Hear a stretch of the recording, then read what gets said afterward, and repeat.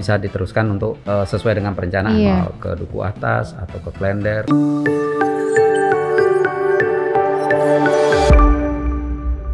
Halo sahabat, berjumpa dengan saya Santi Pradaini dalam media terbaru LRT Jakarta, Cinta LRTJ Podcast. Di media terbaru ini kita akan ngobrol-ngobrol asik bersama para narasumber dengan topik-topik yang menarik seputar operasional LRT Jakarta. Dan saat ini saya sudah berada di gedung MCC Depo LRT Jakarta yang menjadi pusat kendali operasional sekaligus juga gedung perkantoran LRT Jakarta.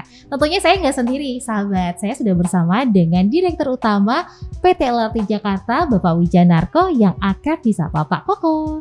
Halo Pak Koko. Apa kabar? Apa kabar Pak? Saya nggak bisa senyum karena ketutupan masker ya. Senyumnya dari mata ya Pak Oke. ya. Kabar baik, terlihat dari wajahnya tetap sumringah tapi terlihat dari mata sahabat. Oke. Pak Koko boleh nih cerita-cerita ke sahabat, kita udah menampung berbagai pertanyaan dari media sosial ataupun juga melalui care center kita nih Pak. Nah, LRT Jakarta ini kan termasuk salah satu moda transportasi terbaru di Jakarta ataupun juga di Indonesia. Nah, boleh nih Pak diinformasikan ke sahabat kita, apalagi kita baru 1 tahun operasi komersial Pak, sebenarnya LRT Jakarta itu apa sih Pak? LRT salah satu moda transportasi berbasis rel, kereta api yang menjadi rintisan moda di Jakarta ya. Jadi kita kalau nggak salah yang pertama kereta api komuter yang dimiliki DKI ya, yang beroperasi ya.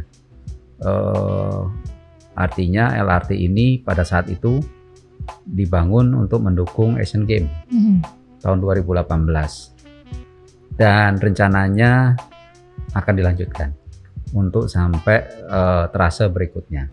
Saat ini kita sudah terhubung dengan Skybridge yang interkoneksinya sudah terintegrasi dengan payment, jadi kita tidak butuh lagi ganti e-money ataupun tunai, bisa langsung ke halte Transjakarta. Dari situ bisa melanjutkan, terserah mau kemana, sampai ujungnya Transjakarta bisa, sampai manapun. Sampai yang jelas Jakarta juga bisa ya Pak? Bisa. Menarik banget Pak Koko. Nah ngomong-ngomong nih Pak Koko, kalau untuk LRT Jakarta sendiri kan mungkin banyak orang melihat mirip gitu Pak dengan LRT lainnya. Ada LRT Palembang, ada LRT Jabodebek. Lalu yang membedakan LRT Jakarta atau LRTJ dengan moda LRT lainnya apa Pak? Moda LRT yang sudah beroperasi yaitu LRT Palembang. Sistemnya sama, menggunakan third rail, tidak menggunakan aliran atas ya, listriknya nggak di atas, tapi listriknya di samping. Kenapa? Karena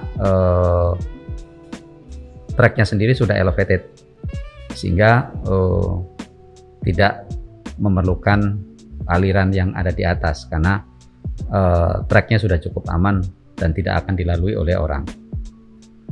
Nah, perbedaannya adalah saat ini adalah dari sisi panjang rangkaian. Panjang rangkaian kita hanya 2 transit saja, 2 car per transit, ataupun 1 kereta pada saat berjalan ini saat ini minimum adalah 2. Namun bisa dikombin sampai 4, jadi total ada 8 kereta. Kalau yang setahu saya yang ada di Palembang lebih panjang, mungkin sekitar 4 kereta atau 6 kereta, dan sistemnya agak mirip lah ya, mirip, namun memang berbeda dari sisi pembuatannya.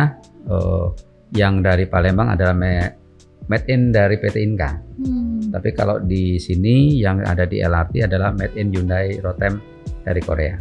Secara general gitu ya Pak ya, perbedaan itu dari bentuk rangkaian dan juga tempat listriknya gitu ya Pak ya, moda third railnya, dan juga dari sisi yang tadi sudah Bapak sampaikan adalah keretanya ya Pak ya, buatan keretanya. Kalau kita dari Hyundai Rotem Korea ya Pak ya. Pak balik lagi nih Pak, kalau saya sempat keliling-keliling depo sore-sore, ternyata ada nih penumpang yang setelah sampai di stasiun Pegangsaan 2 atau di area depo justru langsung ganti baju, langsung jogging nih Pak di area Kelapa Gading, di area Pegangsaan 2 ini. Nah, kalau untuk tempat olahraga sendiri nih Pak, kita lihat ternyata depo kita ini cukup luas ya Pak ya, bahkan luas banget banget nih sahabat, sampai dengan 12 hektar. Ya, Nah, Pak boleh nih cerita sebenarnya fungsi depo kita ini yang 12 hektar ini untuk apa saja nih Pak? Jadi depo ini dibangun mulai dari awal ya. Secara perencanaan untuk menjangkau 116 km panjang trek ya. Depo ini mampu untuk bisa menampung 196 kar, atau satu karnya itu 2 ya. Jadi separuhnya ya sekitar 90-an lah ya, 90-an 2 transit gitu ya. Nah ini cukup untuk trek yang waktu itu direncanakan sekitar 100 sampai 116 km. Wow. Namun saat ini yang baru terbangun hanya depo dan treknya 5,8. Dan ini insya Allah bisa diteruskan untuk sesuai dengan perencanaan. Iya. Nah depo ini isinya adalah untuk daily maintenance. Kemudian ada juga untuk overhaul. Jadi pekerjaan-pekerjaan yang besar. Fasilitasnya cukup banyak di sana, machinery-nya, kemudian alat-alat tes, kemudian kita juga didukung oleh spare part. Jadi cukup banyak gudang, storage warehouse, initial spare part, kemudian juga equipment, dan jangan lupa tenaga-tenaga profesional yang mengoperasikan.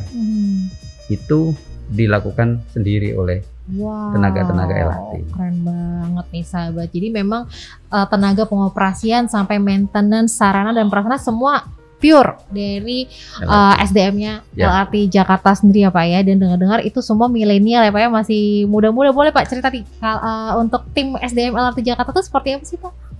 Rata-rata muda-muda. Yang tua cuma saya. Pak ada kepala divisinya, sudah senior lah. Ex dari perusahaan multinasional juga, kemudian expertnya juga ada dari perusahaan transport internasional juga beberapa. Dan rata-rata mereka yang bekerja di LRT untuk perawatan sarana dari lulusan, apakah itu STTD ataupun dari Akademi Perkeretaapian, cukup banyak. Mereka sudah memiliki basic yang lumayan, ditambah sertifikasi. Dan itu harus disertifikasi oleh Kementerian Perhubungan. Nah untuk rencana ke depannya sendiri Pak, dengan 196 kereta itu LRT Jakarta akan seperti apa nih Pak kira-kira di masa depan Pak? Kalau berdasarkan dokumen perencanaan itu akan trase yang dengan berbagai macam jurusan sepanjang 116. Nah ini ada beberapa wacana apakah ke Duku Atas atau ke Klender, bergabung dengan LRT Jabodetabek, bergabung dengan MRT. Yang jelas kita dari Pemprov DKI meminta bahwa integrasi adalah hal utama. Tidak bisa transportasi itu sendiri-sendiri. Harus berkoneksi, berintegrasi, baik secara payment maupun secara fisik.